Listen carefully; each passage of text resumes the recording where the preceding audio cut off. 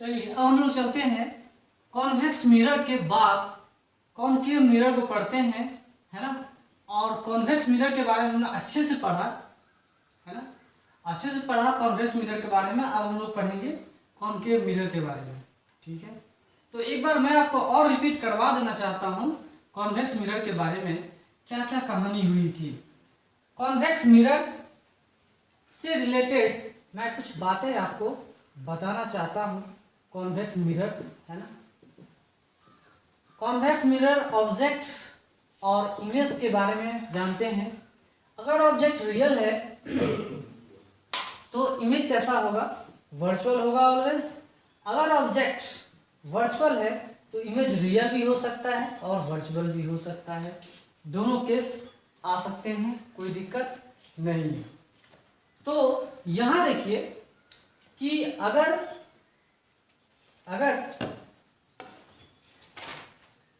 Object, इसमें आपको पता होगा कि ये डिमिनिश्ड स्मॉल देता है, इसमें मैग्निफिकेशन क्या है भाई, इसमें मैग्निफिकेशन स्मॉल होता है। जब ऑब्जेक्ट रियल हो और इमेज वर्चुअल हो तो मैग्निफिकेशन क्या होगा, स्मॉल हो जाएगा, ठीक है। कौन से केस में, कॉन्वेक्स मिरर के केस में। लेकिन ऑब्जेक्ट अगर वर्चुअल हो और इमेज अगर रियल आ रहा है, इमेज अगर रियल आ रहा है तो मैग्निफिकेशन की वैल्यू क्या होगी, मैग्निफिकेशन जो होगा वो क्या होगा, लार्ज हो जाएगा और क्या होगा, इन्वर्टेड भी हो जाएगा। इस बात को आप लोग समझिएगा।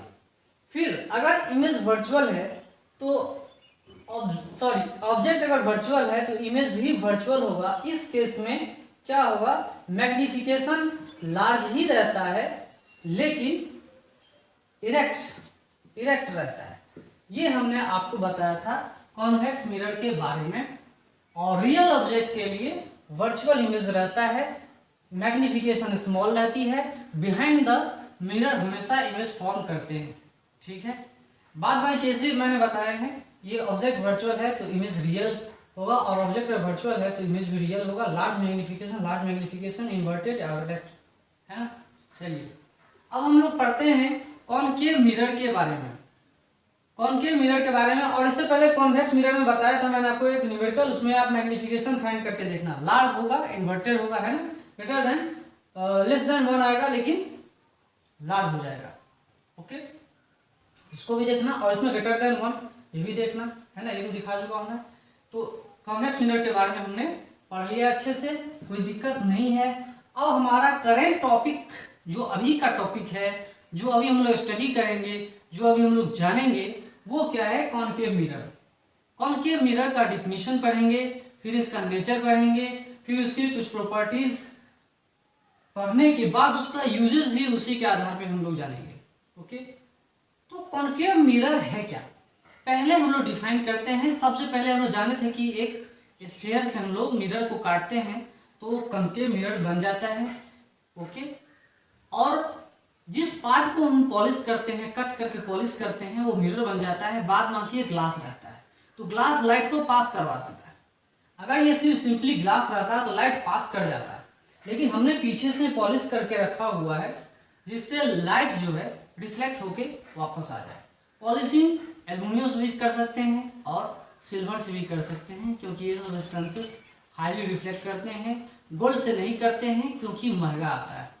चलिए कॉनकेव मिरर के बारे में पढ़ते हैं, जानते हैं और भी जानेंगे। डिफिनीशन क्या है, what is the definition of concave mirror. Concave mirror का डिफिनीशन क्या है, तो एक ऐसा मिरर जिसमें इनर पार्ट यूज होता है रिफ्लेक्शन के लिए, आउटर पार्ट पॉलिश्ड होता है। इंग्लिश में कैसे बोलेंगे, इंग्लिश में बोलेंगे concave mirror in which inner part is used for reflection and outer polished. इसको समझने के लिए हम लोग ये समझते हैं कि जो अंदर का पार्ट है, ये inner part use for reflection, ये इनर पार्ट है और ये है और उसका आउटर पार्ट, ठीक है जी। आउटर पार्ट अभी पॉलिश किया गया है, इनर पार्ट रिफ्लेक्शन के लिए यूज होता है कॉनकेव मिरर में। कॉनकेव के गुफा में जा रहा लाइट, ऐसा समझो।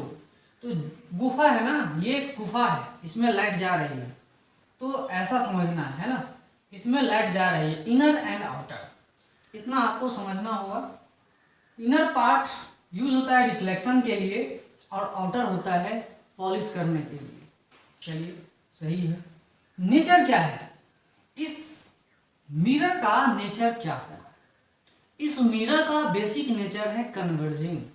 इस मिरर का बेसिक नेचर क्या है? कन्वर्जिंग। ये लाइट को कन्वर्ज करता है, ये लाइट को क्या करता है? कन्वर्ज करेगा। और इसी कन्वर्जिंग नेचर के वजह से बहुत सारे यूज सामने में आते हैं, बहुत सारा यूज मार्केट में आता है। क्या क्या यूज करते हैं? टॉर्च लाइट में इसका यूज करते हैं, चाहे वो लेजर का हो या जनरल टॉर्च लाइट हो, उसमें हम क्या करते हैं? कॉनकेव मिरर का यूज करते हैं। लेजर में भी क्या होता है? कन्वर्जिंग होता है, हाईली कन्वर्जिंग पावर उसमें ज्यादा होता है, जो मतलब ऑपरेशन में भी काम आता है। अगर लेजर लाइट जब पार्टिकुलर पॉइंट पे कन्वर्ज करेंगे तो क्या करेगा? वो ऑपरेशन में भी काम आएगा। डेंटिस्ट का टॉर्च, इसका यूज आता है। डेंटिस्ट का टॉर्च मतलब डेंटिस्ट लोग दांत को एग्जामिन करने के लिए, दांत को देखने के लिए क्या करते हैं? कॉनकेव मिरर का इस्तेमाल करते हैं, यूज करते हैं। Okay, so dentist torch is called concave mirror. Concave mirror का यूज डेंटिस्ट लोग करते हैं टीथ को एग्जामिन करने के लिए, दांत को जानने के लिए, एग्जामिन करने के लिए। इसका सेकेंड एप्लीकेशन देखो, रिफ्लेक्टर्स इन ऑटोमोबाइल हेडलाइट्स। जितने सारे ऑटोमोबाइल हेडलाइट्स हैं सब में एक रिफ्लेक्टर की तरह यूज होता है। ये क्या यूज होता है? एक रिफ्लेक्टर की तरह हम इसको यूज करते हैं कॉनकेव मिरर को। एंड सर्च लाइट में भी कॉनकेव मिरर का इस्तेमाल होता है, यूज होता है। ईएनटी सर्जन्स जो ऑप्थेल्मोस्कोप में ईएनटी सर्जन्स जो होते हैं ऑपरेशन करते हैं, उसमें भी कॉनकेव मिरर का यूज होता है। और टॉर्च के बारे में मैंने बता दिया। इतने सारे यूज होते हैं कॉनकेव मिरर का। और एक बात आप लोग याद रखिएगा कॉनकेव मिरर के बारे में, कि कॉन्वेक्स मिरर से थोड़ा सा डिफरेंट है। ठीक है, अगर ऑब्जेक्ट रियल रहा तो, अगर ऑब्जेक्ट कॉन्वेक्स मिरर में देखिए, अगर ऑब्जेक्ट रियल था, ऑब्जेक्ट अगर रियल था तो इमेज क्या था? वर्चुअल था, मैग्निफिकेशन स्मॉल थी। इसमें कहानी क्या होगी? इसमें कहानी ये होगा कि जब ऑब्जेक्ट रियल है, जब ऑब्जेक्ट रियल है तो इमेज उसका क्या बन रहा है? इमेज उसका रियल भी आता है और वर्चुअल भी आता है, दोनों केस आएंगे। ओके, तो कॉनकेव मिरर के बारे में अगर मैं आपको बताऊं कि कॉनकेव मिरर में कहानी कुछ इस तरह से होता है। ये ऑब्जेक्ट है, ये इमेज है। अगर ऑब्जेक्ट रियल है तो इमेज रियल भी हो सकता है और वर्चुअल भी हो सकता है। मैग्निफिकेशन की बात करें तो मैग्निफिकेशन स्मॉल भी होता है और लार्ज भी होता है, और वेरी स्मॉल भी होता है, लार्ज भी होता है ना, वेरी लार्ज भी होता है। तो ये हम लोग कॉनकेव मिरर के बारे में पढ़ेंगे। ठीक है, पहला पोजीशन हम लोग कॉनकेव मिरर का रे डायग्राम में मैंने आपको दिखाया हूँ, यहाँ पर दिख रहे होंगे कि पहला पोजीशन मैंने ऑब्जेक्ट को इंफिनिटी पे रखा है। जब भी कोई ऑब्जेक्ट इंफिनिटी पे रखा जाएगा और बहुत बड़ा अगर ऑब्जेक्ट होगा तो इंफिनिटी से लाइट जब आएगी तो इमेज उस जगह कैसा बनेगा, वो कॉनकेव मिरर का रे डायग्राम से, ज्योमेट्री से हम लोग पढ़ेंगे। रे डायग्राम से मैं आपको समझा रहा हूं कि अगर ऑब्जेक्ट इंफिनिटी से आ रहा है, अगर ऑब्जेक्ट इंफिनिटी से आ रहा है तो इमेज बनेगा प्रिंसिपल फोकस के पास, और देख रहे हैं उल्टा बन रहा है। अगर इमेज इरेक्ट है, खड़ा है तो क्या होगा? अगर ऑब्जेक्ट इरेक्ट है तो इमेज कैसा है? इन्वर्टेड है। इंफिनिटी पे ऑब्जेक्ट जब था तो इमेज इन्वर्टेड है, स्मॉल है, वेरी वेरी स्मॉल है। और कहाँ बन रहा है? तो वो प्रिंसिपल फोकस के पास बन रहा है। इसको हम मिरर के फॉर्मूले से भी बना सकते हैं। भी का वैल्यू फाइंड करना हो तो ये फॉर्मूला हम लोग यूज करेंगे, u माइनस एफ। ठीक है, u तो यहाँ पे अगर हम दोनों से ऊपर नीचे अगर u से डिवाइड कर देते हैं तो क्या बन रहा है? u को डिवाइड कर दो तो यहाँ से भी डिवीजन करके यहाँ पे हम f बाई यू कर देते हैं, 1 कर देंगे। u और माइनस इन्फिनिटी है तो ये क्या हो जा रहा है? पूरा टर्म 0। ये फोकस f पे आ रहा है, ये क्या आ रहा है? f पे। और आपको पता होना चाहिए कि इसका फोकल लेंथ जो होता है कॉन्केव मिरर का वो निगेटिव आता है। कारण क्या है कि पोल से इधर हम डिस्टेंस मेजर कर रहे हैं, लाइट लेफ्ट से राइट जा रहा है और डिस्टेंस हमारा राइट से लेफ्ट जा रहा है, अपोजिट इन लाइट डायरेक्शन आ रहा है, इसके वजह से फोकल लेंथ निगेटिव आता है कॉन्केव मिरर का। याद रखिएगा आप इस चीज को, साइन कन्वेंशन के वजह से निगेटिव आता है। चलिए, तो यहाँ पर इमेज की वैल्यू कितनी होगी, that is equal to F, मतलब फोकल लेंथ जो होगा उतना। ठीक है, अगर मैंने कहा कि एक कॉन्केव मिरर का फोकल लेंथ है 10 सेंटीमीटर और ऑब्जेक्ट अगर इंफिनिटी पे है, अगर मैंने कहा कि f is equal to 10 centimetre अगर हो, किसी भी कॉन्केव मिरर का फोकल लेंथ -10 सेंटीमीटर आ जाएगा ना, -10 सेंटीमीटर विद साइन, तो बताइए इमेज कहाँ बन रहा है, वही बनता है, वही इमेज बनेगा। मैग्निफिकेशन की बात कर लो, ये रे डायग्राम से मैं देख रहा हूँ, देखो एक रे जो है, देखो एक रे जा रहा है प्रिंसिपल फोकस से पास करता हुआ, और जो भी रे प्रिंसिपल फोकस से पास करेगा देन आफ्टर रिफ्लेक्शन के बाद वो क्या होगा, पैरेलल हो जाता है। इस प्रॉपर्टी को भी आप जानते होंगे इमेज फॉर्मेशन से। दूसरा देखिए, एक रे सेंटर ऑफ कर्वेचर से पास हो रहा है, और जो भी रे सेंटर ऑफ कर्वेचर से पास करे वो रिट्रेस करता है अपने पाथ को। जो भी कोई रे सेंटर ऑफ कर्वेचर से पास करता है वो रिट्रेस करता है अपने पाथ को। तो ये एक रे जब पास कर रहा है तो यहाँ वापस जा रहा है, तो ये इंटरसेक्शन यहाँ पे हो जा रहा है, और इमेज क्या हो रहा है, इन्वर्टेड है, देख रहे हो ना, इन्वर्टेड है, स्मॉल है। तो वो देखिए कहानी में क्या होगा, हमने फोकल लेंथ क्या बताया, निगेटिव है, फोकल लेंथ क्या है, निगेटिव। चलिए, तो यहाँ पे हम मैग्निफिकेशन की बात करें, magnification is equal to height of image by height of object, ये एक्चुअली डिफिनीशन है, that is equal to -v/u, ये क्या होगा, 0। तो मतलब जो इमेज आ रहा है हाईली डिमिनिश्ड है, वेरी वेरी स्मॉल, इतना छोटा इमेज है कि आप सोच भी नहीं सकते, बहुत छोटा इमेज बन जाता है। अगर ऑब्जेक्ट इंफिनिटी पे हो तो, कुछ बड़ा भी ऑब्जेक्ट रहेगा, छोटे ऑब्जेक्ट की बात करेंगे नहीं, पॉइंट ऑब्जेक्ट की बात हम करेंगे ही नहीं। यहाँ हाईली बड़ा ऑब्जेक्ट अगर भी अगर इनफाइनाइट सेपरेशन पे हो तो इमेज क्या होगा, छोटा होगा, इन्वर्टेड हो जाएगा, इन्वर्टेड, देख लीजिए, इन्वर्टेड हो जाएगा। चलिए, ये सब बातें हम लोग समझ गए, इस पॉइंट को हम लोग क्लियर कट समझ गए। अब हम लोग समझेंगे कि ऑब्जेक्ट इंफिनिटी से जैसे जैसे हम इधर लेके आ रहे हैं, आप देखिएगा जब इंफिनिटी पे हमारा ऑब्जेक्ट था तो इमेज यहाँ बना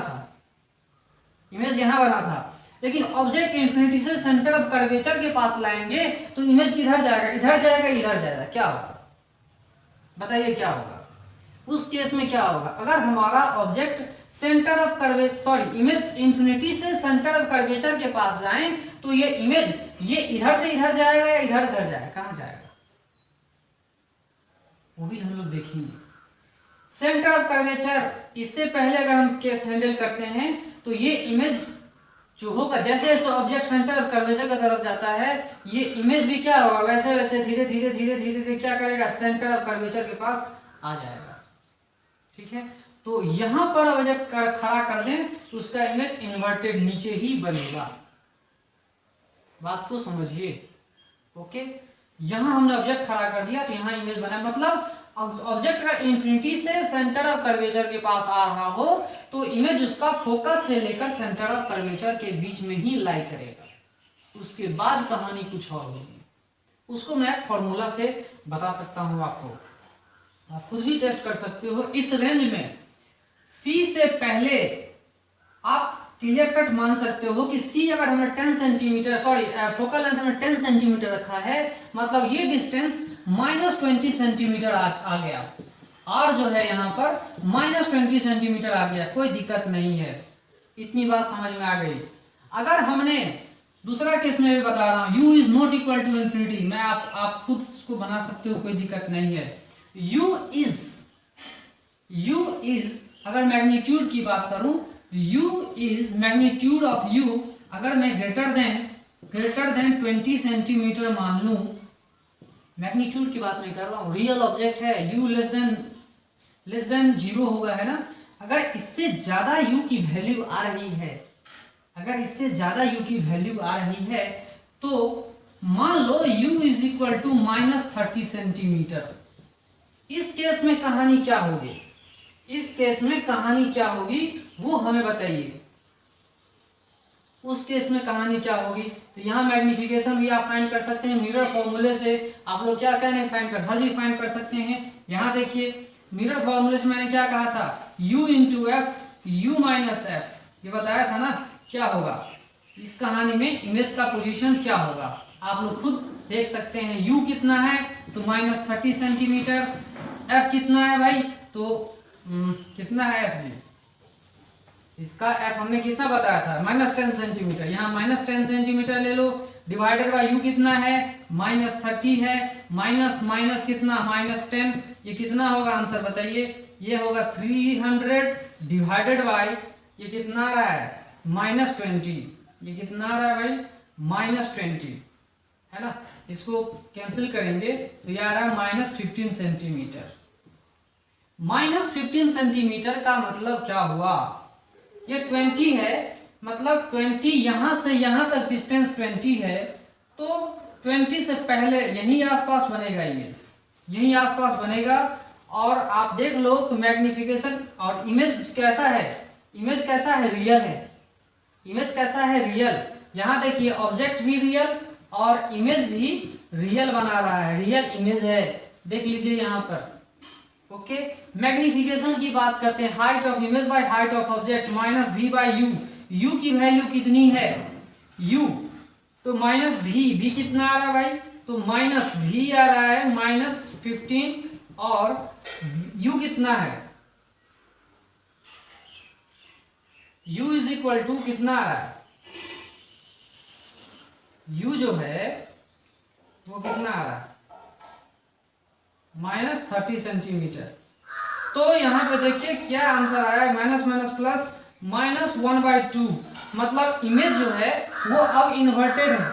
इमेज कैसा है भाई, इन्वर्टेड, इन्वर्टेड इमेज दे रहा है।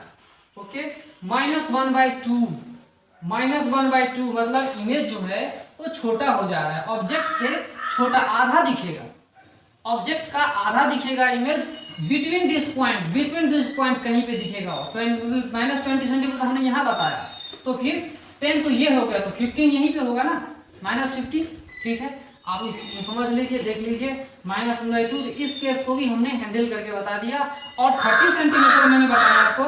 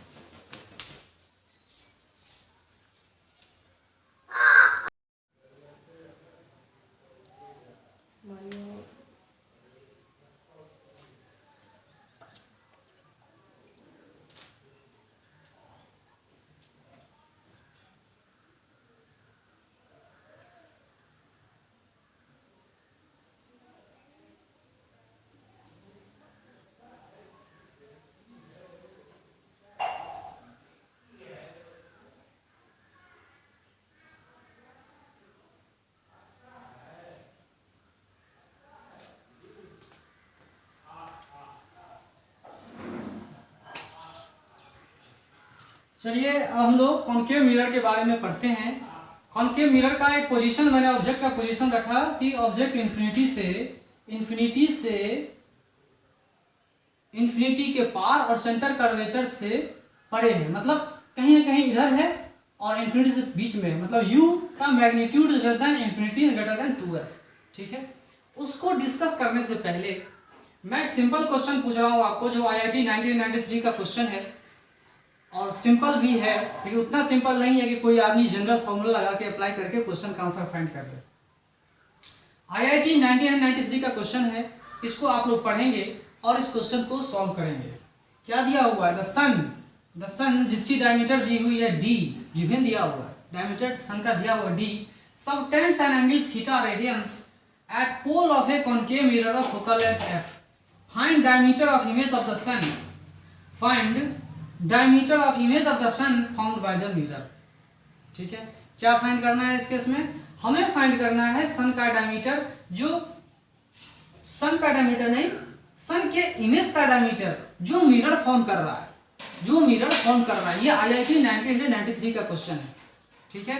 पॉज करके आप लोग क्वेश्चन को सॉल्व कीजिए और देखिए, 1 मिनट का टाइम दे रहा हूं, देखिए आप लोग सॉल्व करके, उसके बाद हम लोग इसका सॉल्यूशन ढूंढेंगे क्या सॉल्यूशन हो रहा है। सबसे पहली बात क्लियर कट ये है कि भैया मेरे यहाँ पे मिरर जो है वो कॉनकेव मिरर, कैसा मिरर है भाई, तो वो कॉनकेव मिरर है, देख लीजिए, है ना, कॉनकेव मिरर है, कोई दिक्कत नहीं है। सन से लाइट आ रही है, सन से लाइट आ रही है, और यहाँ पे सन से दो साइड से अगर लाइट आ रही है तो यहाँ पे पहुंच रही है ना। तो चलिए पहुंच रही, इन्फिनिटी से लाइट आ रहा है, सन से अगर लाइट आ रहा है मतलब इन्फिनिटी से आ रहा है, और इन्फिनिटी से आ रहा है और इस जगह पर इमेज बना रहा है। मान लो ये प्रिंसिपल फोकस एफ है, ये क्या है, प्रिंसिपल फोकस। इस जगह पे सन के इमेज का डायमीटर बना हुआ है, ऐसा ही तो इमेज दिखेगा, सर्कुलर दिखेगा। तो मान लो कि ये इंड और ये इंड, अगर मान लो सन का ये इंड इन्फिनिटी से अगर आ रहा हो, ये इंड ए हो और ये इंड बी हो, तो ये कॉनकेव मिरर क्या करता है, इन्वर्ट करता है। आप लोग अच्छे से जानते हैं, इन्वर्ट करेगा तो ए डैश इस इंड के अलोंग यहाँ पर ए डैश ये इंड आ जाएगा, और इस इंड के अलोंग बी डैश ये आ जाएगा। तो हमारे पास पूछा क्या भाई, हमें पूछा क्या कि हमें पूछ रहा है ए सन ऑफ डायमीटर डी। तो देखो ये सन है जो इन्फिनिटी पर है ना जी, ये सन है जो इन्फिनिटी पे है, जिसकी डायमीटर दी हुई है स्मॉल डी, है ना, डायमीटर दी हुई है स्मॉल डी। अब ये एंगल थीटा सबटेंड कर रहा है, कहां पर, थीटा सबटेंड कर रहा है at pole of the concave mirror, concave mirror के पोल पे थीटा एंगल सबटेंड कर रहा है। तो ये सन है ना, सन है, तो यहां पर थीटा एंगल सबटेंड कर रहा है, ये बन रहा है इसका इमेज। ये क्या है भाई, इमेज, और ये क्या है, सन। ओके, सन है रियल, सन है रियल और इमेज भी है रियल, इमेज भी है रियल, बिफोर द मिरर बन रहा है, फोकस में बनेगा भाई, क्योंकि ऑब्जेक्ट इन्फिनिटी पे है तो इमेज कहां पे होगा, प्रिंसिपल फोकस पे होगा, और फोकल लेंथ निगेटिव में आएगा, वो डिस्टेंस यहां से यहां गिवन दिया हुआ है। आपके पास दो चीज दिया हुआ है, क्या क्या दिया हुआ है, small d diameter of the sun दिया हुआ है, डायमीटर ऑफ द सन दिया हुआ है, और फोकस भी दिया हुआ है। उस सिचुएशन को देख करके हम लोग अब फाइंड करेंगे sun diameter subtends an angle theta radian at the pole of a concave mirror focal length है, find the diameter of the image of the sun. Okay, तो इमेज फाइंड करना है, तो इसके लिए हम लोग क्या करेंगे, तो सबसे पहले आप भी के बारे में जानते ही होंगे, मिरर का फॉर्मूला लगाएंगे, भी यहीं पे बन रहा है, कोई दिक्कत नहीं है। ओके, अब हम लोग ये जो इमेज बना ना, अब जो ये इमेज बना, वो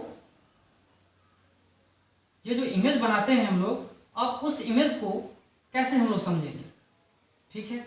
यहां से यहां तक ये जो डिस्टेंस है, ये डिस्टेंस को क्या समझते हैं, बताइए। डायमीटर डी दिया हुआ है ना, और यहां पर डायमीटर डी दी हुई है, और यहाँ पे एफ दिया हुआ है, तो बताइए क्या होगा, what will be the diameter of this, इसका डायमीटर कितना होगा, ये बताइए। तो इससे एक रिलेशन हमारे सामने आ जा रहा है, ये फोकस है ना, और ये डायमीटर है ना, तो मान लो ये डायमीटर क्या है, ए डैश बी डैश, तो theta is equal to R, ये कितना है, theta is equal to R, R is equal to कितना, R is equal to T F, है ना। थीटा इज इक्वल टू कितना आता है, जैसे हम लोग आर खींचते हैं ना, आर खींचा, ये आर है और ये क्या है, एस है, तो यहाँ पे आर क्या है, theta is equal to S by R, है ना। तो एस है क्या, एस यहाँ पे क्या है, डायमीटर, ए डैश बी डैश, ये क्या है, ये हमें फाइंड करना है, और वी क्या है यहाँ पर, ये क्या है, ए डैश बी डैश दिया हुआ है, और आर, आर यहाँ से कितना दिया हुआ, कितना डिस्टेंस, स्मॉल एफ फोकल दिया हुआ है ना। तो डायमीटर कितनी होगी, ए डैश बी डैश की वैल्यू कितनी होगी, that is equal to theta into F, ये हमारा आंसर है। तो आपको फोकल लेंथ दिया हुआ थीटा इंटू एफ, ये भी दे दिया गया है, तो आप आराम से पता चल गया हमें कि क्या होगा, diameter of the image of the sun that is equal to theta into F. ठीक है, देख लीजिए। और इसके बाद है ना, डायमीटर जो है वो कितना है, थीटा इंटू एफ, ए डैश बी डैश है ना, तो ए डैश बी डैश आप डायमीटर भी समझ सकते हैं, इतना ही यहाँ पे थीटा आ जाएगा। ओके,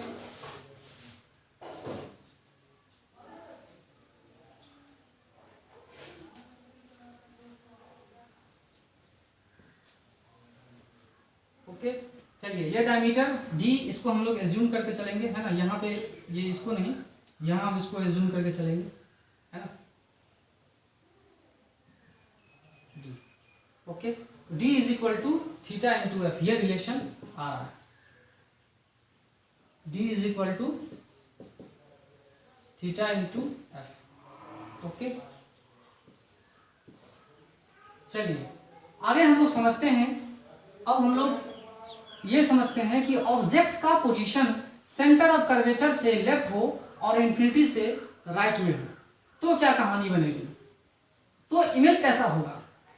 तो मैंने मैग्नीट्यूड बताया है, मैंने साइन में देखिए रियल है, यहां से यहां निगेटिव होगा, इसलिए मैंने मैग्नीट्यूड बताया है। मतलब ऑब्जेक्ट जो है, अगर मैं इसको लिखूं, object is less than infinity and greater than क्या होगा, centre of curvature, centre of curvature से दूर है और इंफिनिटी से पहले है। तो इमेज कैसा बन रहा है, इमेज देखो छोटा बन रहा है, बड़ा इमेज है ये, जो ऑब्जेक्ट बड़ा है इसका इमेज छोटा है, तो इमेज कैसा है, रियल है, इन्वर्टेड है, बिल्कुल सही है, डिमिनिश्ड भी है, और डिमिनिश्ड की मैग्नीट्यूड, डिमिनिश्ड की वैल्यू क्या है, तो मैग्निफिकेशन इसका जो है, इसकी magnitude less than 1 greater than 0 है।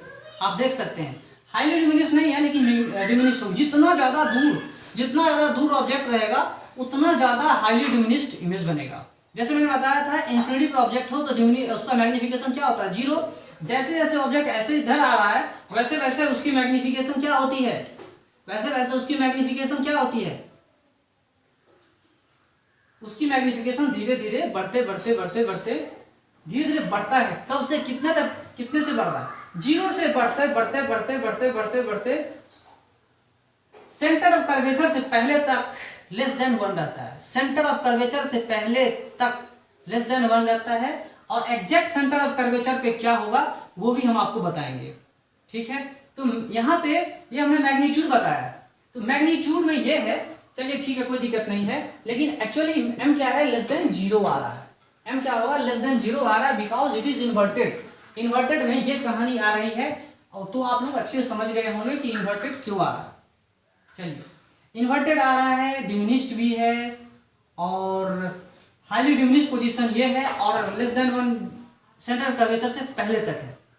तो इसी पे बेस्ड मैं क्वेश्चन आपसे पूछ रहा हूं, सपोज दैट मान लो किसी कॉन्केव मिरर का फोकल लेंथ दिया हुआ है -10 सेंटीमीटर, या आपको 10 सेंटीमीटर दे दे तो आप माइनस साइन अपने आप लगा लेना, एग्जाम में नहीं अगर दे तो कॉन्केव मिरर दे दे तो साइन उसका अपने आप लगा देना माइनस में। चलिए, ये बात तो समझ में आई। इसके बाद अगर आपको इतना दे दे तो बहुत ही उत्तम है, -10 सेंटीमीटर दे दिया, चलिए ठीक है। इसके बाद मान लो कि ऑब्जेक्ट का पोजीशन तो सेंटर ऑफ कर्वेचर से कितना है, -20 सेंटीमीटर, ये कितना है भाई, तो -20 सेंटीमीटर, डिस्टेंस ले लो 20 सेंटीमीटर है ना, 20 सेंटीमीटर है, और ऑब्जेक्ट पहले है इधर 40 सेंटीमीटर, कितना लेते हैं 40 centimetre before the mirror, before mirror आ रहा है, ऑब्जेक्ट क्या है, बिफोर मिरर है 40 सेंटीमीटर, बिफोर मिरर क्या लिखेंगे भाई, बिफोर मिरर, मिरर से पहले आ रहा है।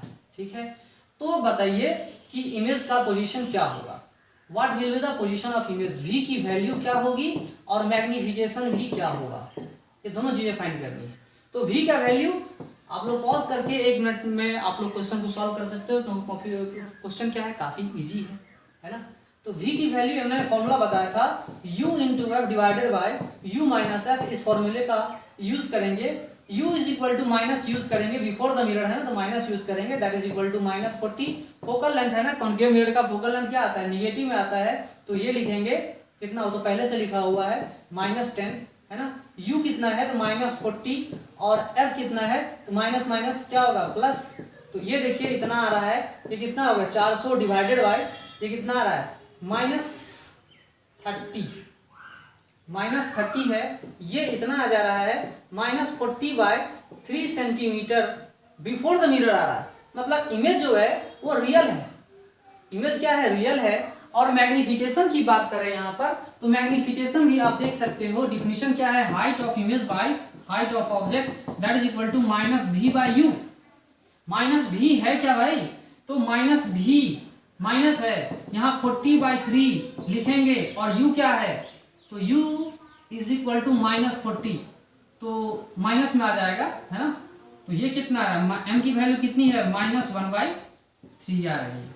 तो मतलब इमेज कैसा है, डिमिनिश्ड है। इमेज कैसा है, डिमिनिश्ड। इसको हम लोग क्या बोलेंगे, स्मॉल। डिमिनिश्ड को क्या बोलेंगे, स्मॉल, है ना। मतलब ये क्या है, स्मॉल है, ठीक है। और ये क्वेश्चन के बारे में मैंने बता दिया आपको, देख ही रहे होंगे। एक सन है, डायमीटर जो सबटेंड डायमीटर जो इन्फिनिटी का ऑब्जेक्ट रखा हुआ है उसको आप छोड़ दो, है ना। तो यहाँ पर डायमीटर जो दिखेगा उसको क्या दिखेगा, d दिखेगा। तो ये d इज इक्वल टू इतना है, theta radians at the pole of a concave mirror, focal length है। Find the diameter of image of the सन।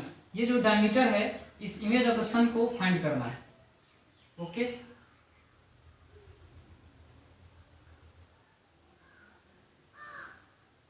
देख लीजिए।